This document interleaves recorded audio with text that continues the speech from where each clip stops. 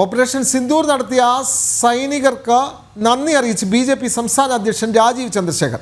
പഹൽഗാം ഭീകരാക്രമണത്തിലെ ഇരകൾക്ക് നീതി ലഭിച്ചെന്ന് രാജീവ് ചന്ദ്രശേഖർ പറഞ്ഞു. പാകിസ്ഥാന്റെ ഭീകരവാദ നയം ഇനി നടക്കില്ല. ഇത് പുതിയ ഭാരതമാണെന്നും ഭീകരവാദത്തെ നേരിടാനുള്ള കഴിവ് ഭാരതത്തിനുണ്ട് എന്നും രാജീവ് ചന്ദ്രശേഖർ തിരുവനന്തപുരത്ത് പ്രതികരിച്ചു.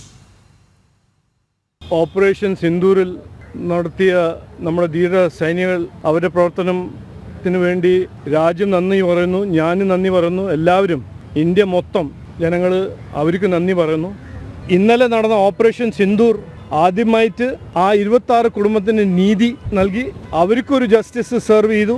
ധീര സൈനികളെ ഞാൻ ഇന്ന് അവരെ എല്ലാവരുടെയും ബിഹാഫിൽ നന്ദി പറയുന്നു. ഇനി പാകിസ്ഥാൻ്റെ ഈ ബ്ലാക്ക്മെയിൽ, ടെററിസ്റ്റ് ബ്ലാക്ക്മെയിലിൻ്റെ ഒരു സ്ട്രാറ്റജി നടക്കില്ല.